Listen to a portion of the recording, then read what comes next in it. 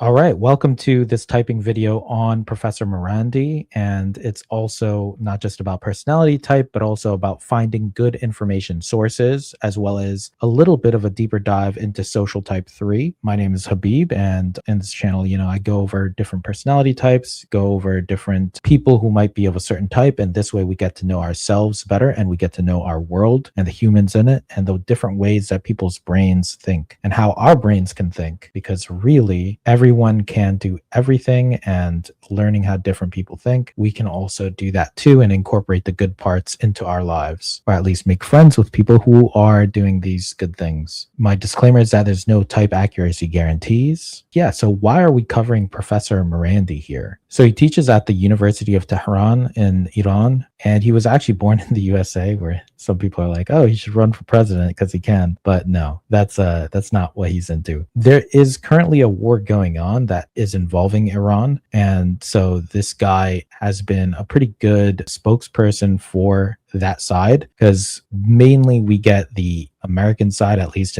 if you're living in America or the West, you're not really going to hear from people in other countries as much, especially if, people don't want you to listen to their side of the story. Yeah, there's a world of disinformation and there's not actual real journalism happening. It's more like who's getting paid for, to keep their jobs. So journalism isn't like real anymore. It's, fake news, that thing's actually real, that it's fake. But yeah, anyway, so people don't know good information from bad information. And that's really what I want to talk about with this episode or this video, and leverage some personality insights for the context of the news and current events. Yeah, there's a lot to learn from these things, As an ESFP, I like to take the moment and learn from it rather than everyone just kind of avoiding the lessons that are right in front of us. So yeah, some deeper and good qualities of the social type 3 will be revealed here. I'll have a slide on that. So you don't want to miss out on that part, and just provide a personality psychology context for a horrifying reality that we're living in.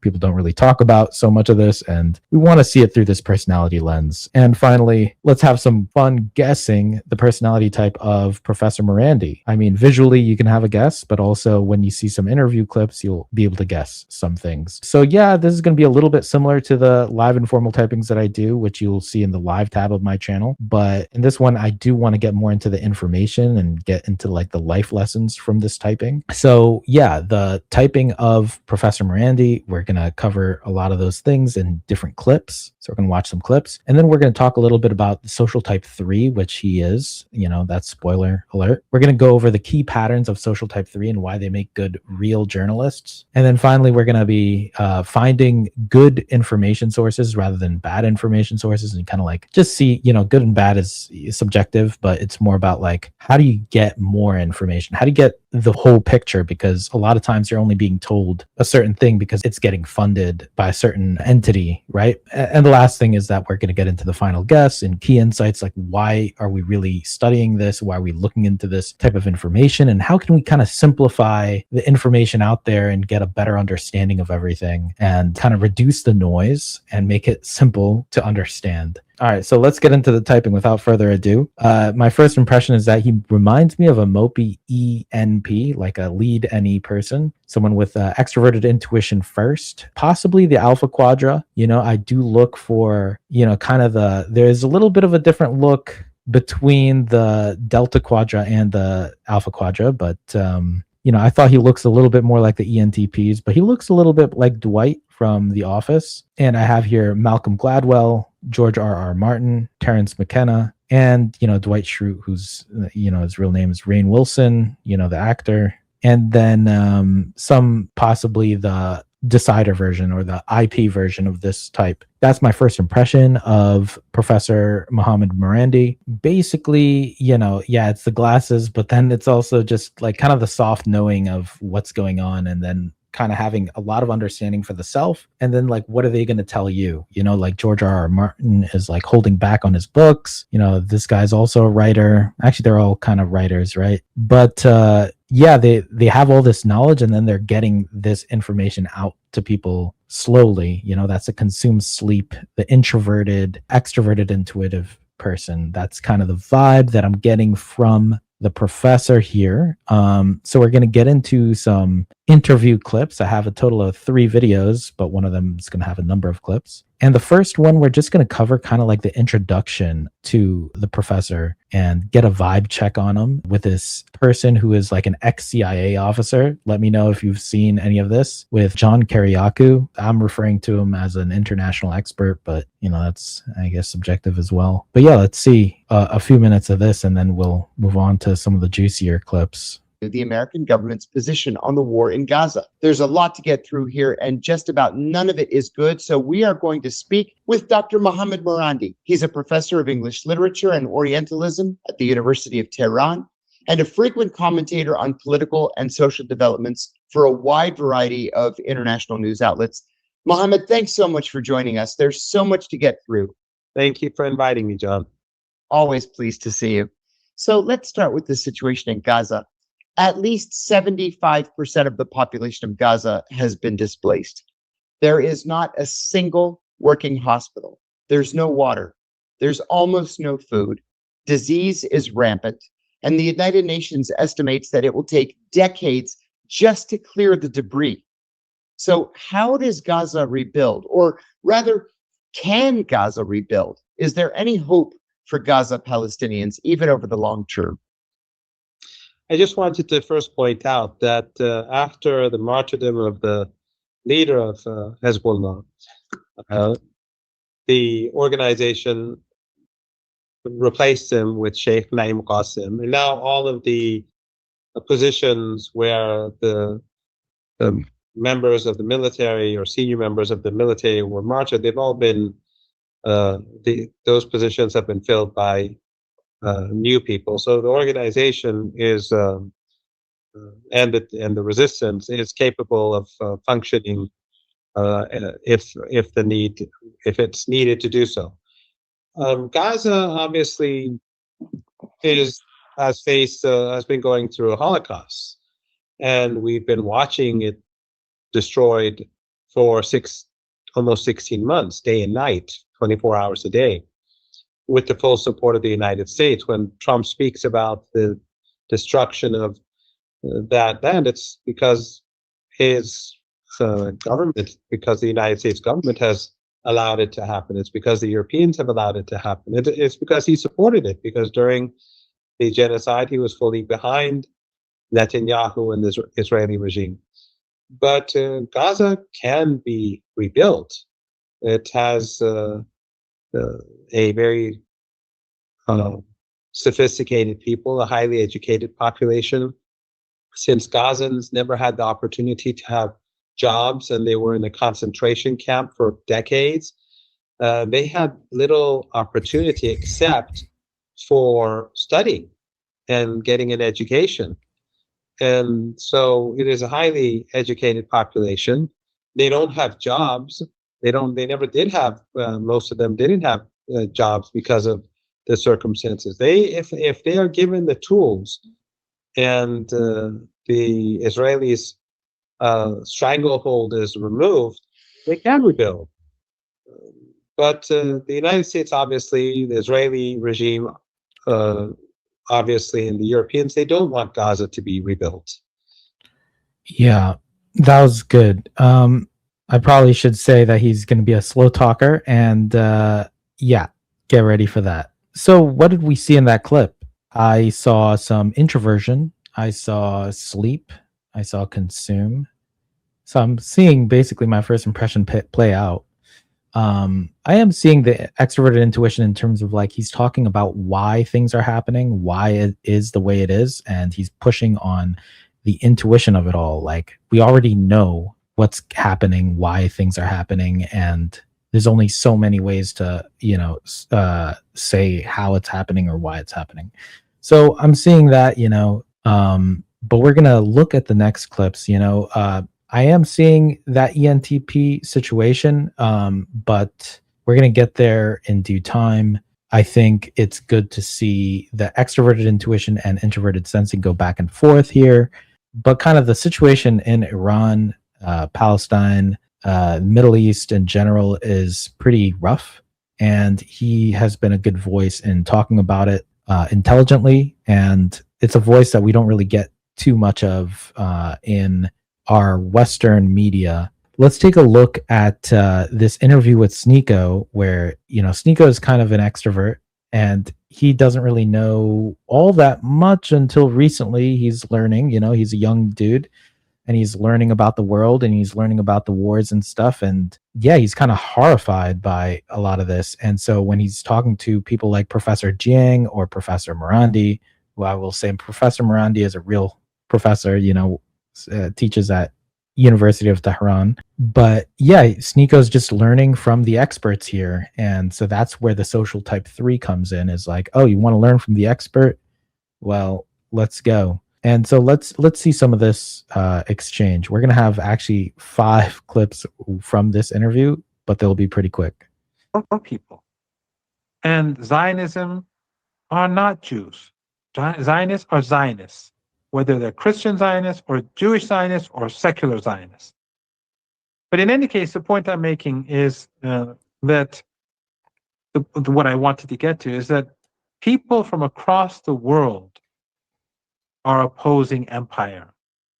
And that is why the Islamic Republic of Iran, yes, it supports the Palestinian people, it supported the Bosnian people, but it also supported the South Africans. It supported, and it continues to support Cuba, even though right now Iran is not in a terribly ideal position to give any sort of serious assistance at the moment. But for us, what the Americans are doing to Cuba is just as shameful, the American regime, shameful and disgusting as what they did to the Syrians during their strangulation of the economy in the dirty war, what they did to Libya, and Gaza perhaps goes to a very different level because it was an open genocide and it's still ongoing. But in any case, it's the same thing. It doesn't matter to us if the child who's being slaughtered or being starved is in Cuba or in Palestine or in Tehran. And the bias that you pointed out, you could take it a step further and see the difference in the narrative of the war, which is similar to Iraq, where they say weapons of mass destruction. They keep insinuating that Iran has a nuclear weapon, even though we had a 12-day war last year. And they said that they obliterated the nuclear capabilities, but this war was necessary because they could dig it up and create a nuclear weapon again. All right, so what did we see in that clip? So basically, he's going back and forth between the extroverted intuition and the introverted sensing on the definition of, what's going on, that children are getting slaughtered, whether it's Cuba or, Iran or Palestine, Gaza, basically, yeah, wherever America is, they're basically doing these things, and, by any metric. And yeah, what they're doing is horrible. And so Sneako's trying to make sense of it. And the cool thing with extroverted intuition and introverted sensing is you're going back and forth between the physical data and the wide set of possibilities of how you can possibly interpret something. And so there's no other interpretation when you just have dark SI, when you have, bad things happening.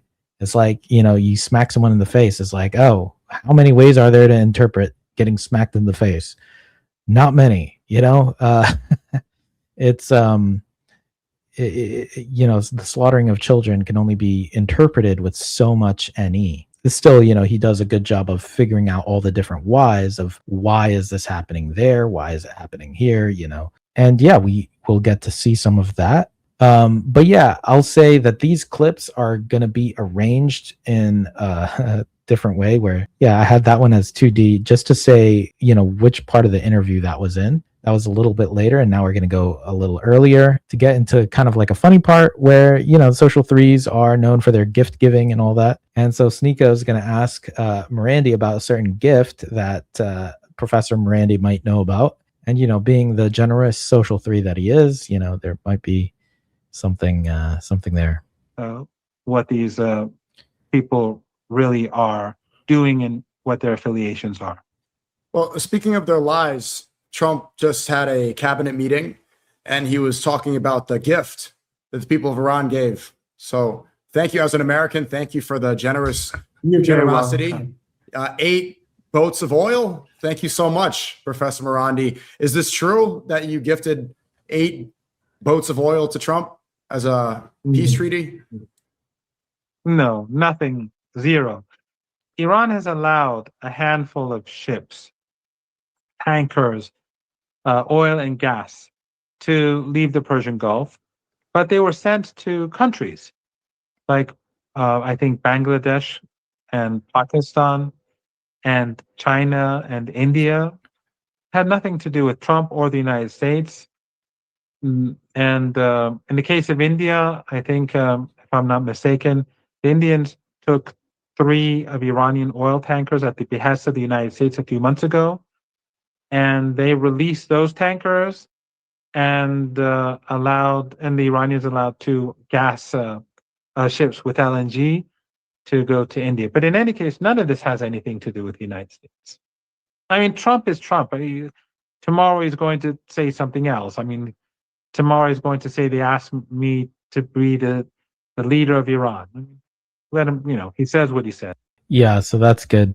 And you can see the double deciding happening there with Trump, and then also the observery situation where he's taking the thing seriously. And yeah, the social 3 gift giving, it's he knows the gift and he can break down the details as to why that is a gift or it isn't a gift. And yeah, so that's funny to me at least. But yeah, throughout this interview, Sneako's just trying to learn and Professor Marandi is going to be answering questions. But yeah, we'll see what else we can learn from the professor with that, ENTP, smart brain, extroverted intuition and double deciding. Let's see what we can get.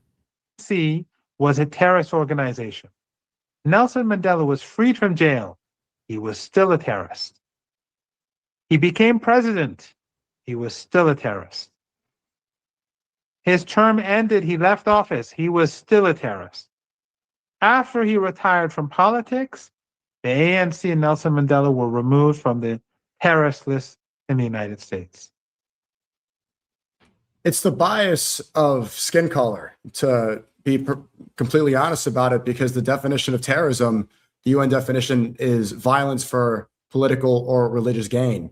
And uncomfortable. It's not just that. And I would disagree to a degree. I agree with you in general. I agree. But it can also be, we saw what the British did to the Irish, what the empire did to the Irish.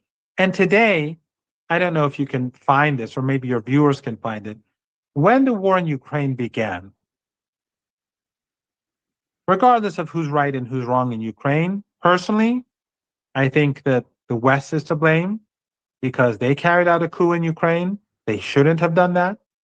Then they allowed the right-wing elements in Ukraine to become powerful and start abusing and killing the Russian-speaking population in eastern Ukraine. But I don't want to go there. This may be something controversial. The point I want to make, this is what I believe anyway. But the point that I want to make is that the Wall Street Journal on the title page, had a picture of President Putin and said that Russia goes to its Asian past, something like that. Your viewers can look this up right now. So there's a picture of President Putin wearing Mongolian military, uniform. So the Asian past means that this white European Slav, Putin, he looks pretty white to me, his roots, because he's brutal and nasty and murderous and criminal, are Mongolian. Do you get what I'm saying? So if it serves empire, it doesn't matter what your skin color is. But you're correct that in general, those who look different, those who have a different religion, those who have a different, they are more easily otherized and targeted. But it can go beyond that quite easily. What I'm seeing from so many Americans is their lack of understanding of what that is. When they hear the word terrorist, they automatically think, they don't know what terrorist means, but they know what it looks like. They know what one looks like. They know how to point it out on a list of criminals in a lineup but they can't tell you exactly what it means. And that's the difference. And that's the unfortunate truth about something like Epstein. Although Jeffrey Epstein was not a white man, he was. Yeah, so that was good for getting the situation of terrorism, the word, the SI word of terrorist. Now, how is that being applied? It's being applied to, Sneako was asserting that it's, people are using race to apply that word. And Professor Marandi, he's catching the nuance there. That's the social type 3 specialize. And, he teaches about this stuff. And so he's able to catch that. You know what? They even call white Russian people Asian in a certain case with the Putin situation, where it's like, oh, he has a Mongolian past all of a sudden, right? So they can make anyone seem like they're of color. They can make anyone seem like they are the terrorist or whatever. And yeah, so the definitions get broadened and there's a complete lack of consistency.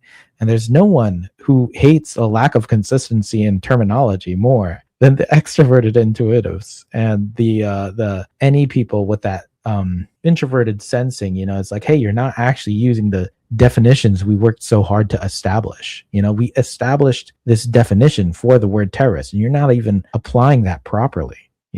So Professor Marandi is catching that quite well, and Sneako's learning about it, and but he's got his own good points too. It does end up being racialized, so that's something. In the next clip, we're going to just continue seeing this back and forth. And what the situation is that if you have both consume and sleep as your top two animals, you are going to be going back and forth between extroverted intuition and introverted sensing a lot more. If you're consume play, then you're just doubling up on that NE like a crack addict. But Professor Marandi is not. He's using both extroverted intuition and introverted sensing. So this is where, if you are an omnivert, this is a talent that you'll have, is that you use both of your observing functions in your top two animals in a savior state. So that's in an elevated state, in an actual position of strength. You'll be able to use your perceiving functions in your brain. So yeah, we're just going to see a little bit more of Professor Marandi talking about words and definitions, because that's always fun for the NESI folks. So if it serves empire, it doesn't matter what your skin color is.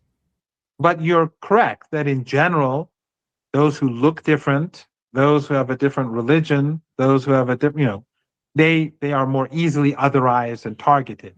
But it can go beyond that quite easily. What I'm seeing from so many Americans is their lack of understanding of what that is. When they hear the word terrorist, they automatically think they don't know what terrorist means, but they know what it looks like. They know what one looks like. They know how to point it out on a list of criminals in a lineup, but they can't tell you exactly what it means. And that's the difference. And that's the unfortunate truth about something like Epstein. Although Jeffrey Epstein was not a white man, he was Jewish. They will have a different sympathy and a different sort of attitude towards that operation than they would if this was an Iranian blackmail operation, because they see him as something similar. So the logic is not consistent. Right? And that's why. Well, I would say actually that many Jews are white. I mean, if he came from Europe, I don't know his roots. They would be European, which is not a bad thing or a good thing, but he's definitely, most Jews are not Semites. Yeah, most of Israeli government are not Semites.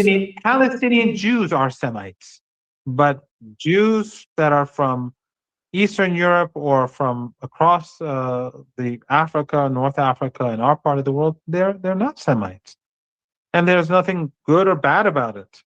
There's nothing, I have many Jewish friends, secular and religious. I have Orthodox Jew friends, anti-Israel, of course. All my Jewish friends are anti-Israel. And Zionism is not Judaism simply because of the fact that many Jews, they are increasing in number, reject Zionism. Just like ISIS and Al-Qaeda are not Islam. Just as the Nazis are not Christianity. So in the case of ISIS and Al-Qaeda, we know that in Syria and Iraq, ISIS and Al-Qaeda were funded by proxies of the West and the West itself. As I said, Jake Sullivan said there are on our side in Syria. In the 2012 document by the U.S. Defense Intelligence Agency, the U.S. Defense Intelligence Agency stated that U.S. allies in the region, Turkey, the government, of course, I'm not talking about the people, Turkey, the Persian Gulf countries, Jordan, they want to create a Salafist entity between Syria and Iraq. All right. I don't know if you're catching all of that nuance and all those definitions and all those labels. What is a Semite? What is a Zionist? What is, ISIS versus Islam? And their differences. What are Nazis versus regular Germans or whoever he was talking about there? Yeah, I mean, if you get lost in those words, right, then you're not actually tracking the different types of people if you're just slapping on a label and giving it to everybody without properly using the definition. Who is a Semite? Who is a Zionist? Who is Jewish? Who is Muslim? Who is Christian? Who are these people? And if you're not going to use definitions properly, you better not use them at all, or at least know what you're talking about. And a lot of people are just, it's the age of misinformation, disinformation. Well, if you're still here, good job. But yeah, when you hear real information, this guy is giving real information. And a lot of what you will hear in mainstream sources is fake information. But we'll get to that eventually. So yeah. Anyway, now it's time to break up some of the tension. There's going to be a funny moment here, hopefully. Let's see. And the bias that you pointed out, you could take it a step further and see the difference in the narrative of the war, which is similar to Iraq, where they say weapons of mass destruction. They keep insinuating that Iran has a nuclear weapon, even though that we had a 12-day war last year, and they said that they obliterated the nuclear capabilities, but this war was necessary because they could dig it up and create a nuclear weapon again. But I've recently heard that apparently Iran has a religious fatwa against creating a nuclear weapon. This is coming from Joe Kent. Is this true? And how close? For 40 years, Iran has apparently been weeks away from developing a nuclear weapon. What's going on? Yeah, you're absolutely correct. You leave nothing for me to say. You've ruined my opportunity to give a witty response. But yeah, for 40 years, Netanyahu and the likes of Netanyahu have been saying that Iran is weeks away or months away from a nuclear weapon. In fact, there's another good book called, I think, Manufactured Crisis, if I'm not mistaken, on the Iranian nuclear program.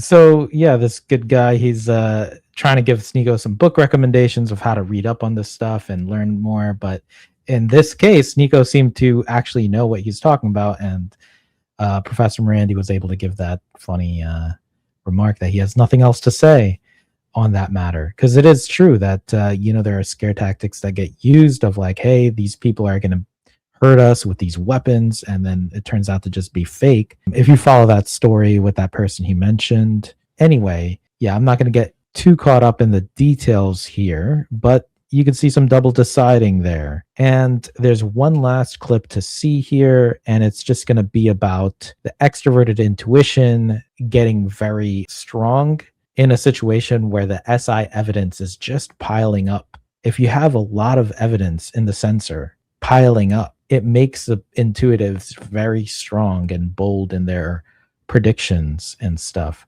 So let's take a look at what I'm talking about here. And it's going to have something to do with propaganda. Well, actually, the Supreme Leader's son is in charge now. And, there's certainly a leader in Iran. And I think the regime is intact because, it is certainly moving forward. The Strait of Hormuz is closed. But what is the public sentiment towards the Iranian government and the leadership at this moment? Well, there's a lot of support, and you see it on the streets. You see people, even that minority of people who used to be opposed, their views have shifted because a lot of young people, like 18, 19-year-old kids, they are influenced by Western narratives and propaganda. And then some of them participated in the violent riots in the past, but they're seeing how schools are bombed and the United States won't even apologize for it. They see ambulances bombed. They see hospitals bombed. They see neighborhoods bombed. So the worldview of even this minority of people has changed. Polls have always shown that the Islamic Republic has had a high degree of popular legitimacy. And even polls carried out by credible Western institutions like the University of Maryland have always indicated. Now that popular legitimacy has risen. And one thing that they don't understand in the West is actually that in Iran, we have a constitution, we have checks and balances. The new leader was chosen by an elected body. The president is directly elected. Members of parliament are directly elected. Council members, city council members are all directly elected. And the very fact that we didn't have a leader for a week, of course, in that week, according to the Constitution, there's a three-man leadership, the president, a representative of the Guardian Council, and the head of the judiciary. But the very fact that under war and after the murder and martyrdom of the leader, the country held together so well, and the armed forces began striking back, and we had no chaos, there were no queues or lines for food or anything like that, I think shows the degree of popular legitimacy. In other words, during that initial week, it was the Iranian people more than anyone else that kept the country together until a new leader was elected. And I think that the problem really is with Western propaganda, Western narratives. They believe their own propaganda.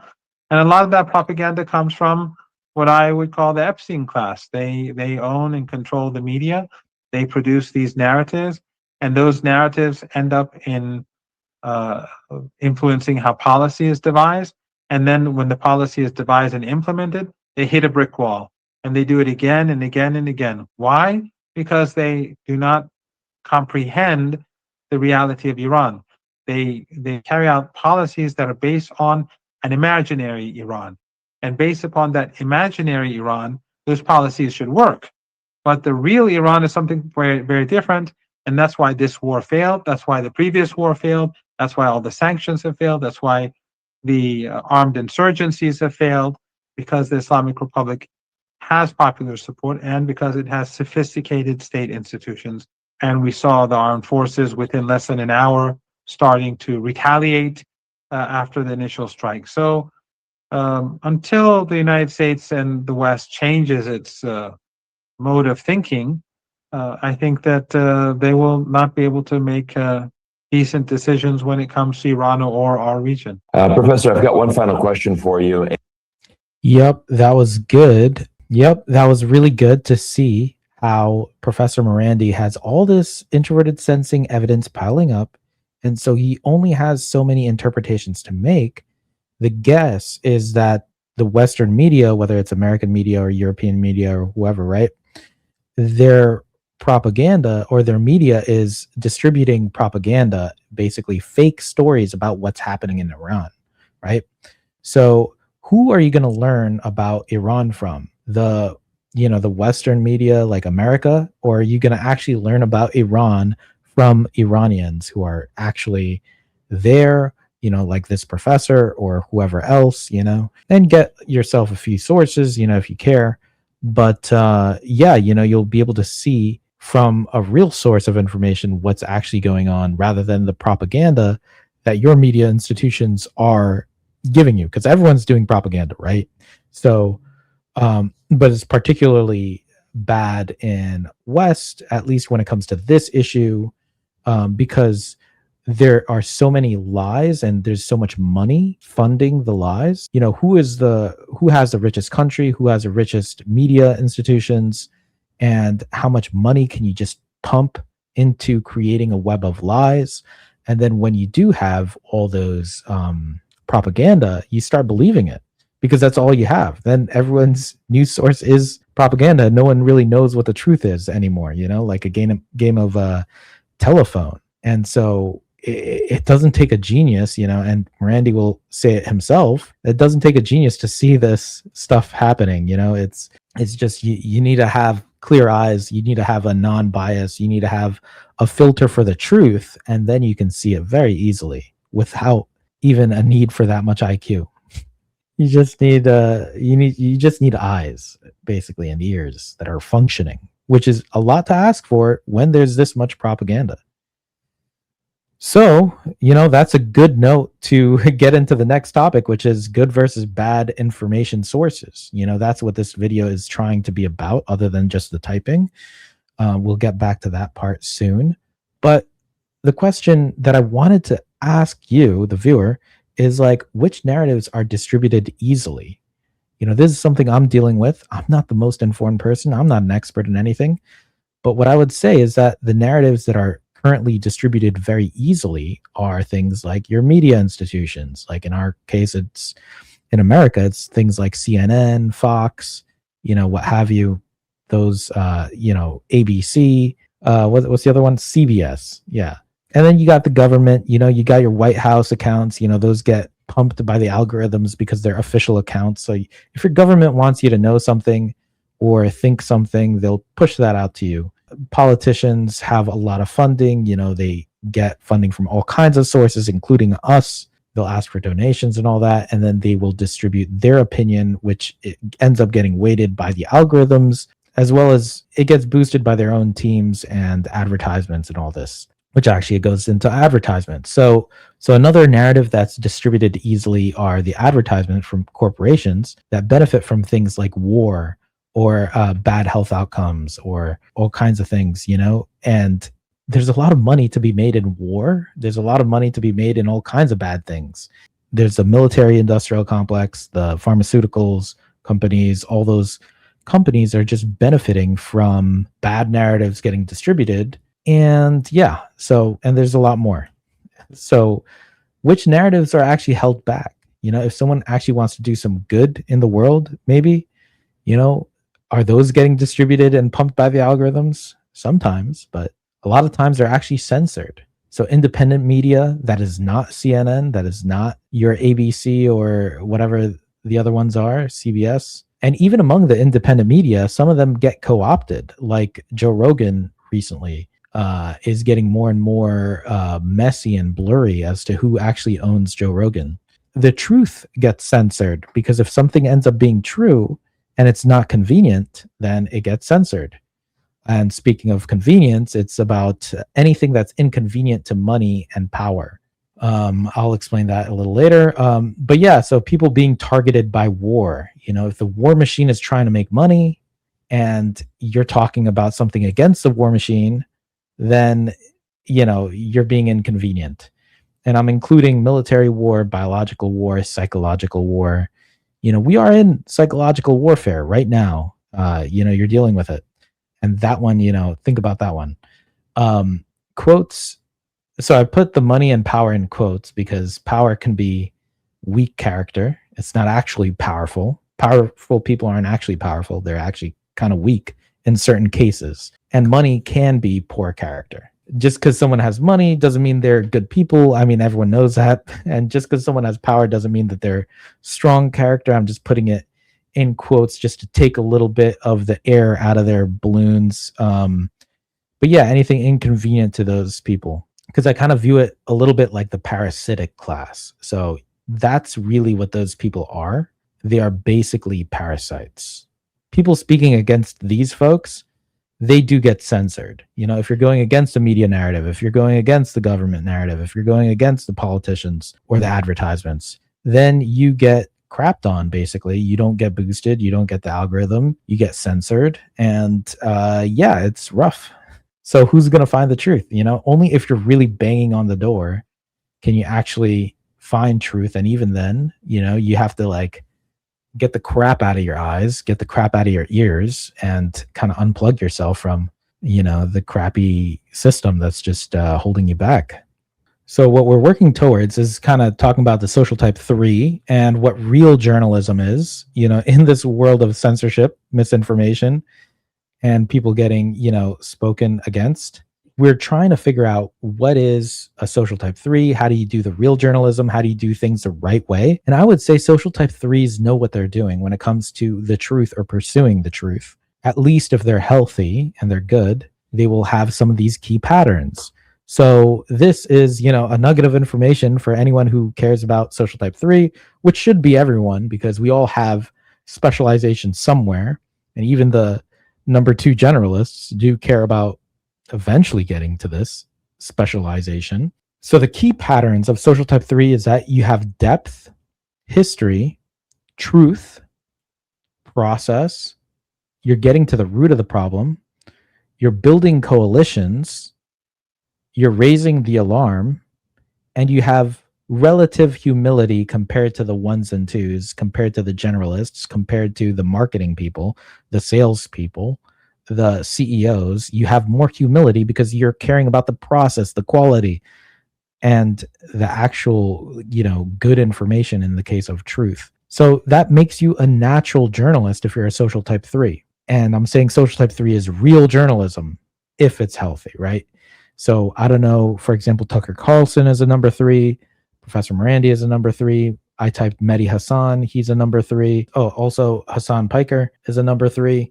I think these social type 3s are the real journalists because they are just wired to dig for the truth, get into the process, get into the root of the problem, and kind of build coalitions, build those unions, raise the alarm, and basically get into the depth of why things are happening at the deepest levels, and then sharing that out. And you can't help but become a journalist in that case. I'm not even a social type 3, I'm a social type 1, and I'm like, wow, we really need some good journalism here, and there's not that many people doing it. Yeah, so you want to do this well, and you want to do it from a healthy place. And I'm saying that the dark side is that you could be a careerist, where I think, for example, Mehdi Hassan, who is a reporter guy, I typed him as an ESTP number 3 sleep last. You can check out that episode. But he got accused of being a career-oriented person, like rather than simply,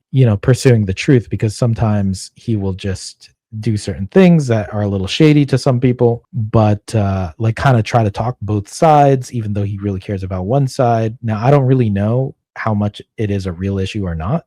I think he's pretty genuine most of the time, but sometimes, we all get things wrong here and there, but I don't know. Anyway, it's interesting, nonetheless, some social type 3s can get caught into being too career oriented. They're not making the right decision when they're given a good choice and a career moving choice. Sometimes you have to choose between truth and power, right? Truth and comfort. It's not easy to pursue the truth. You're gonna have to pay for it a lot of times in blood or something. So the idea is that social type 3s, you have the best deck of cards for being a real journalist. And for everyone else who's not a social type 3, understand what these people are doing, what they're trying to do, or what the healthiest version of them is trying to do. They're trying to actually get to the truth, get deeper, get into the process, build something high quality. Yeah, that's real journalism, in my opinion, at least for what I'm interested in with geopolitics. But yeah, I think these are some great patterns of a social type 3.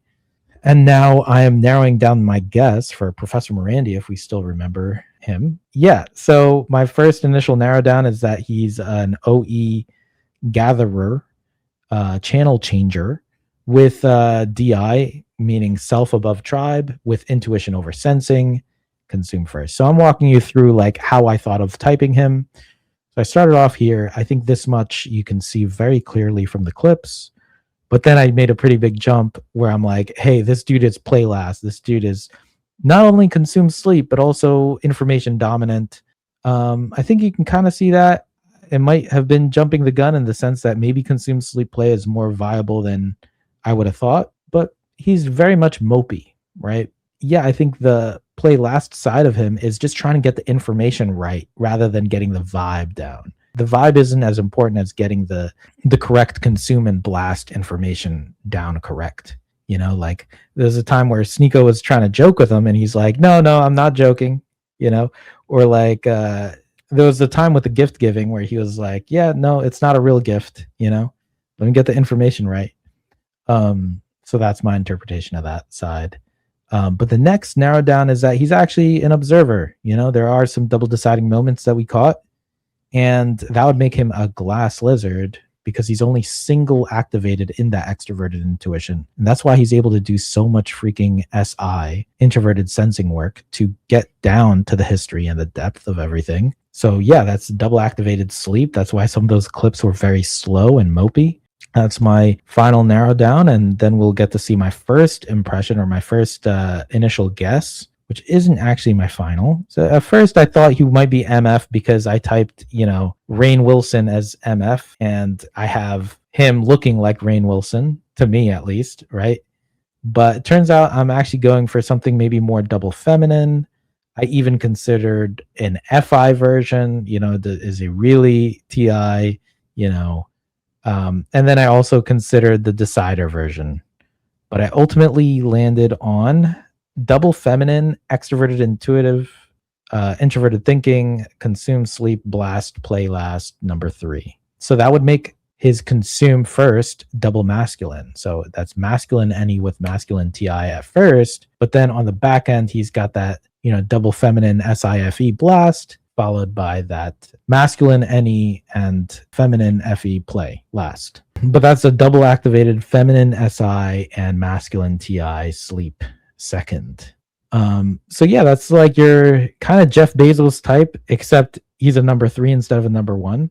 And it's kind of like Malcolm Gladwell and a number of others, including, Robert Greene. Yeah, so he's got a number of twin types out there.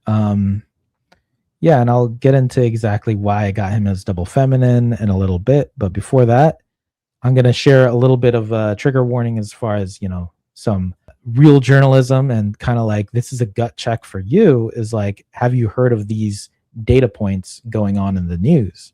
Why am I talking about good information versus bad information? I want to know if you actually know about these news stories or not, if you're getting it from your media sources or not, that these things are happening. And then what kind of narratives are you creating out of these data points? What kind of understanding do you have about these news? I do understand some people tune things out, and that is what it is. My trigger warning is that you're going to see some sad data points. So you can skip forward the video if you don't want to be triggered. Yeah, so there was a U.S. strike on this Minab school where these children were killed. 168 to 180 children were killed. It's very sad. I'm sad about this. And yeah, I thought the number 168 was kind of interesting because there are 168 hours in a week. So for every hour there is in a week, one child was killed by America. So, and you could look at what Trump had to say about that, yeah, it's pretty sad.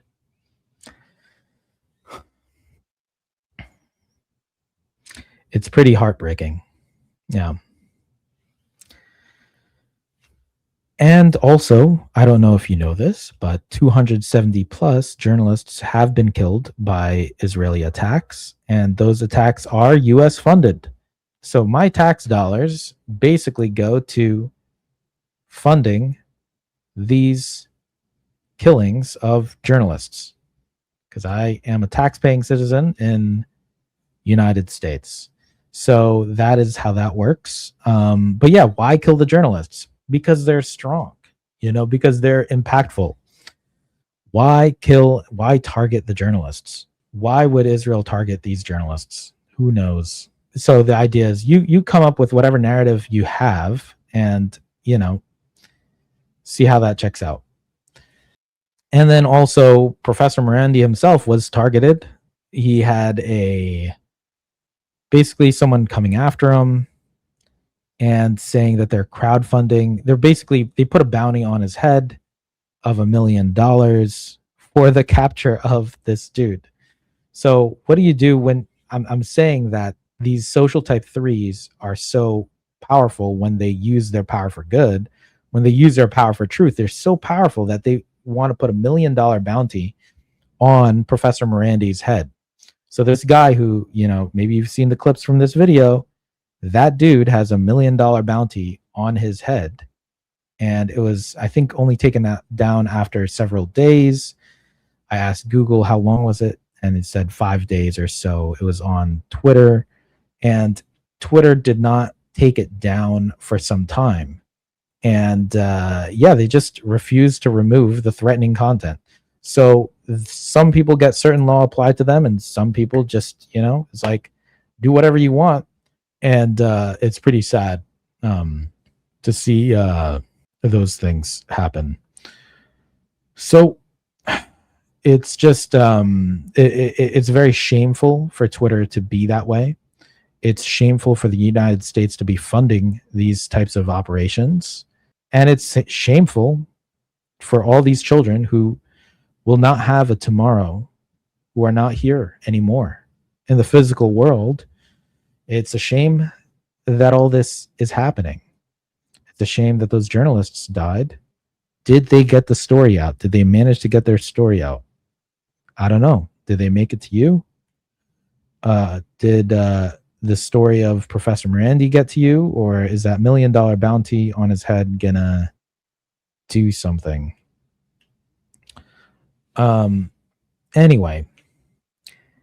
Anyway, my final guess for Professor Marandi's type is standard ENTP, double feminine, NETI, consume, sleep, blast, play last, number 3.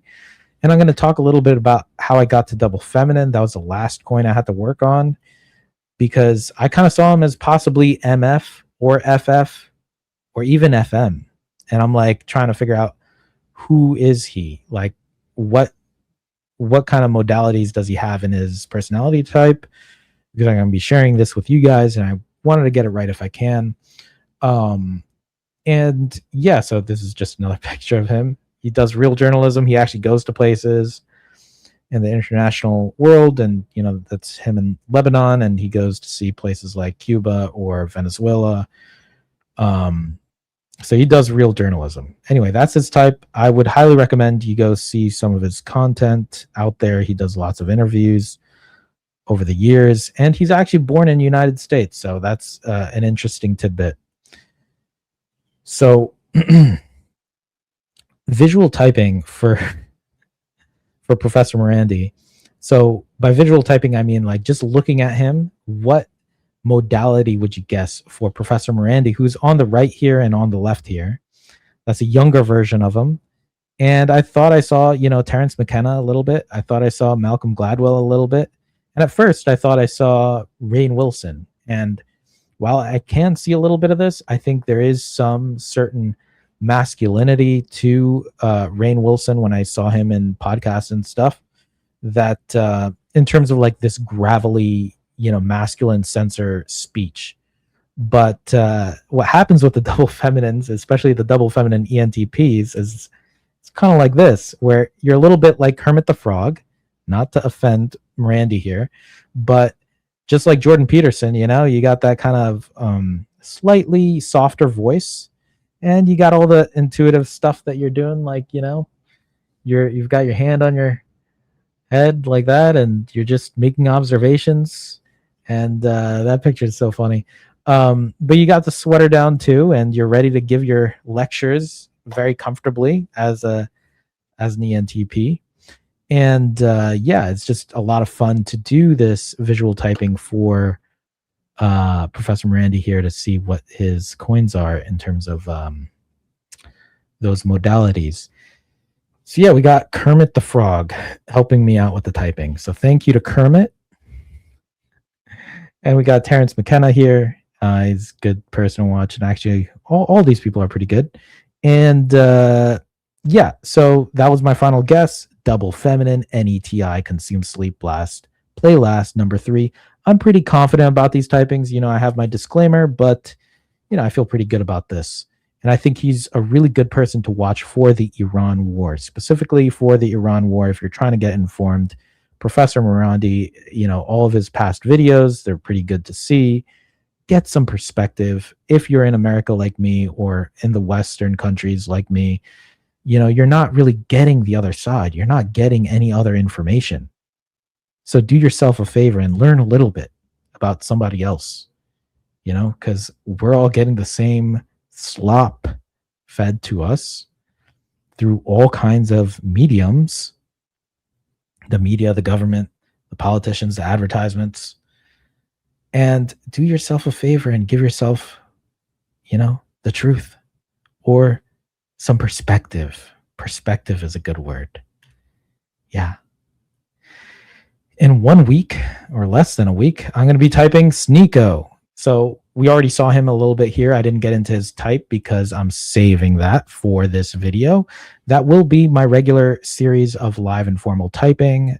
I try to do those on Fridays. Sometimes I do it on Saturday, but we'll see how that goes. And thank you for watching. Like and subscribe. I really appreciate it. If you really watched most of this video, I want you to leave a comment that you did, because that's impressive. I'm impressed with you. That's awesome. Good job.